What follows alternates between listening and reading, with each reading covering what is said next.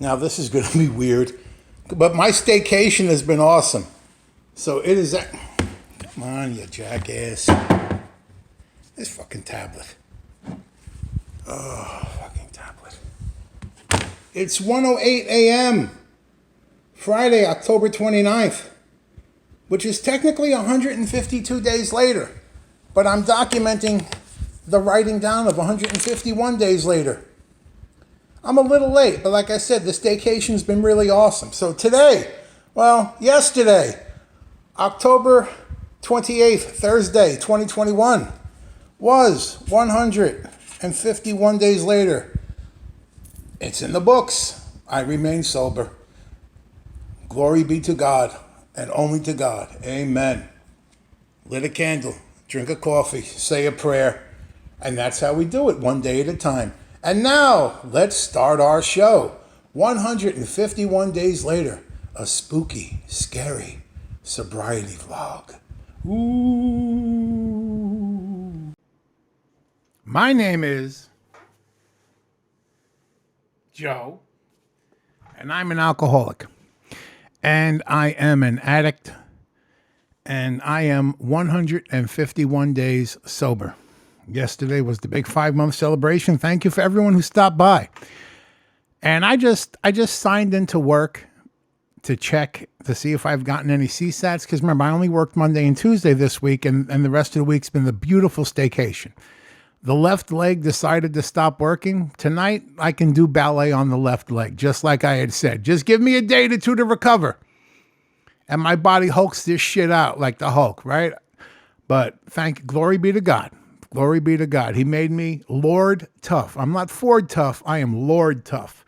So I'm checking to see if I got some CSATs. I got 5. Perfect 10s. I'm not going to read them. There was one special letter. I'm like, I see like the title saying, "Way to go, Joe," and responses. And I'm like, who else in the company is named Joe that did something? What's going on here? Is it me?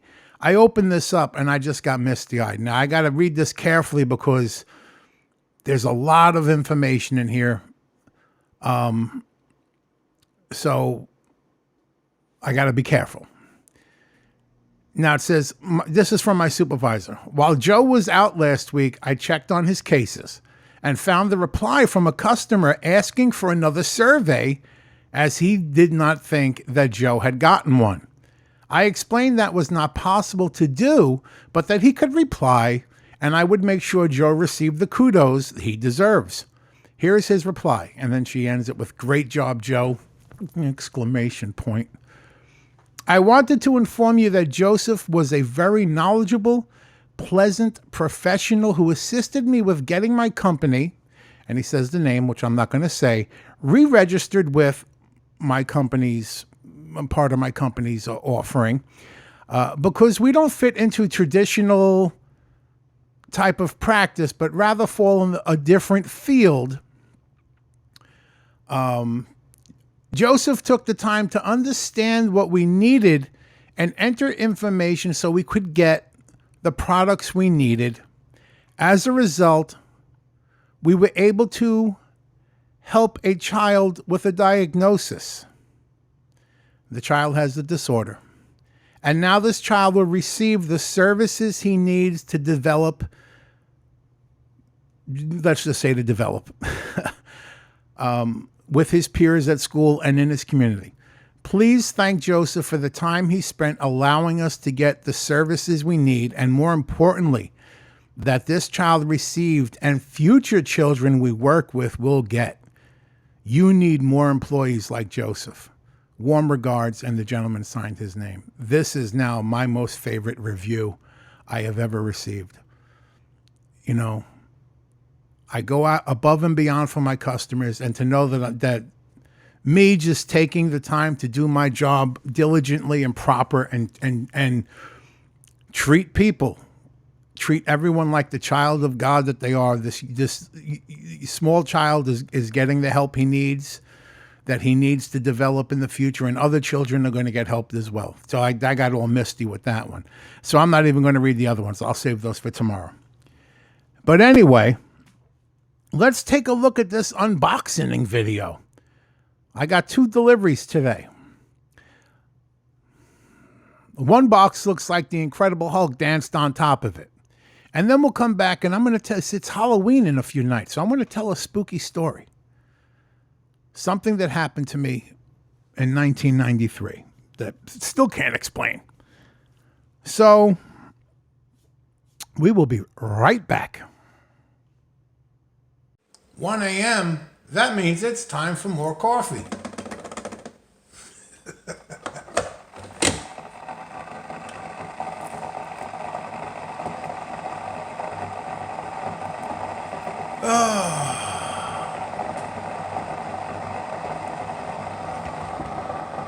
I'm having a great night tonight.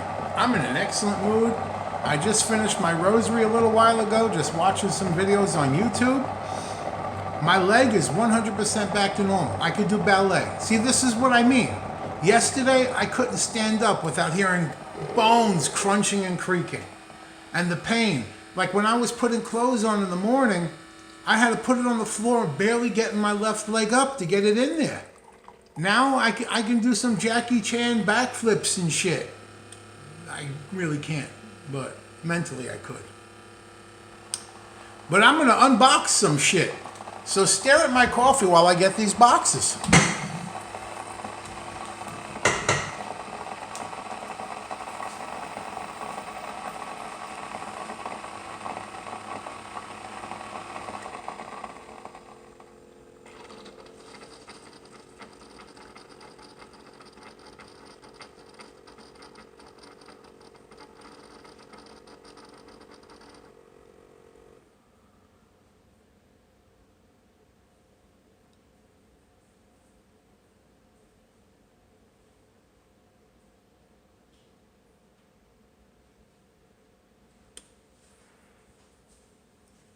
Here I come.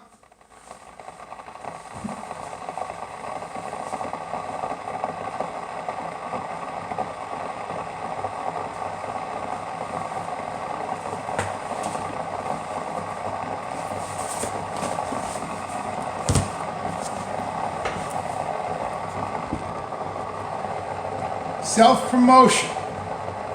All right.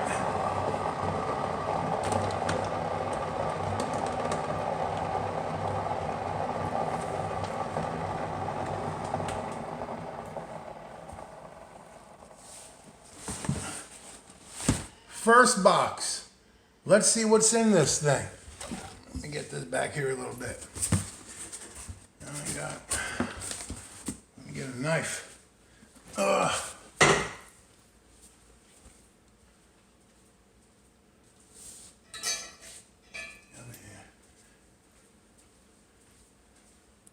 Should be some good shit in here. I forgot what's in here, but I just remembered, so that's okay.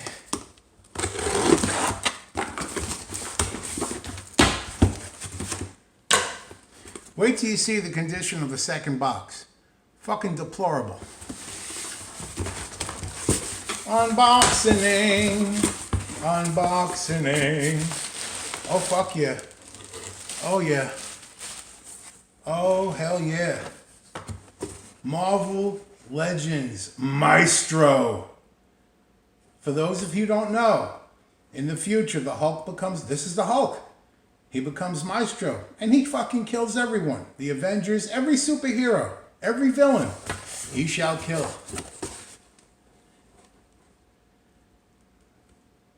There we go. Fucking awesome. Oh, and I got 2 of them because that's an investment, and these are perfect mint in box. What costs $30 today, a year from now, someone's paying $130 for. I'm not even joking. But I'm going to leave these in here. Beautiful. We also got the Invisible Woman, Sue Storm, Scott Summers, Cyclops from the X-Men, Bullseye, Daredevil villain. He actually killed Elektra, Daredevil's girlfriend. And we have the Vision, who I'm sure you all know, from Vision and Scarlet Witch. And then we have Ant-Man. But I got this, of course, ordered the whole set. The Incredible Hulk, Joe Fixit. So that's what's in this shipment today. But I will leave all these. Some of these you'll see go up on a wall. I'm going to redo my wall, make it look really nice. Let me just get this back in here, protective-wise, and all that stuff. Oh, those Maestro figures look even better than I thought they would. Very happy with that. All right, let's rebox the unboxing. Okay, that's one. Now, this next box is from Target. Holy shit, wait till you see this. Target has the worst packaging I have ever encountered. Look at the fucking box. This is the box how it arrived. Holy shit, Target, are you fucking kidding me? Do I even need scissors on this? It's already smashed to pieces. Goodness gracious. Luckily, what's inside here can't be broken. Man, but they stuffed him in there like fucking, like he's a corpse. Oh, that's bigger than I thought. It's my sleeping Hulk. He's a fucking big. I didn't know he would be that big. Shit, that's a fucking pillow. And they gave him tits. I think of the Hulk tits. But yes, it's a Hulk Cuddles. He's going to sleep. And that's it. That's what's in my boxes. I'm going to enjoy my coffee. Then record 151 days later. Then spend the nice night rocking out, watching some old bullshit. Probably paranormal shit. But luckily this was something that couldn't be broken because the state of this Target box is just fucking ridiculous. Holy crap. Thank you, everyone. Let's get back. Here it is. Fucking Hulk.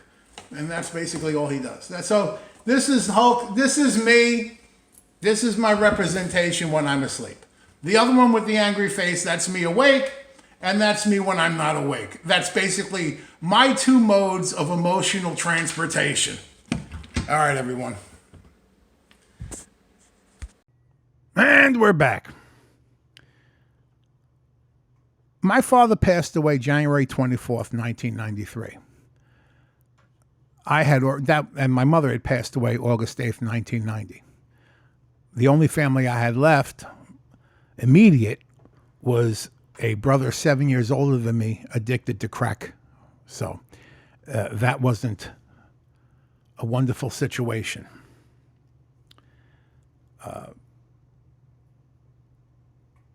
My brother at one point, I don't know if I had just thrown him out or if he was in jail at the time, but I was living alone in the house.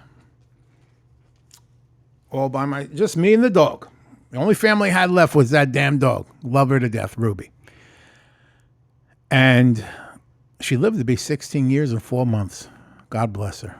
Thank God. I basically went on, I spent all my time in my bedroom in the attic. Coming down to the kitchen to get food, feed the dog, let her out. That's all I did. Take out the garbage. Other than that, I was just kind of drinking myself to death and eating myself to death every night. Drinking a full case of Molson Ice every night. And also just eating about $80 worth of pizza. Now, that's a lot of pizza back in 1993. So I'm up in my bedroom, and I would bring the beers up 2 at a time because I had to have a beer, and I drank a beer like a shot. I had to have one every 10 minutes for it to have an effect. And the reason I drank Molson Ice, because Molson Ice kind of had triple the alcohol content of the other beers, which I learned after drinking a 30-pack of, I think, Coors one night, and I didn't even get a buzz. It was like pissy flavored water. But when you're Hulk-sized, that's kind of what happens. That's more scary. That's more scary than what I'm about to tell you. So I'm watching Candyman. The original Candyman. It's 1993. It just come on VHS. It's the winter. I go downstairs, you know, the dog comes with, she followed me everywhere. She comes down with me. I'm coming to get more beer to bring upstairs. And I notice that from in the kitchen, you can kind of see the hallway over there. And the light is on in my parents' room. I had not been in there, and I couldn't even remember how long I had been in there. So I fucking stopped dead in my tracks. How the fuck did that get on? And, I do a soft shoe pussyfoot over to the door, and I'm like, someone fucking must have broken into the house, because I have not been in there in at least weeks, maybe a month or so. It became like a sealed mausoleum, So the dog's next to me, and I'm like, okay, if somebody's in there, it's fucking clobbering time. So I grab the doorknob, open it, and the fucking door is pulled out of my hand. I fucking jump back, grab the door, and slam it. And my adrenaline now is like, and my heartbeat is going. So I'm like, well, someone must have broke in and the window's open and the rush of the air maybe pulled it out of my hand. But either way, I'm like, hey, you big fucking sissy. You're 6'2", 600 pounds at the minimum. Go in there and do work. Whoever the fuck's in there, teach him a lesson. So I open the door and I jump in. Not a fucking soul is in there. Not only that, and I go check the windows. Closed, locked.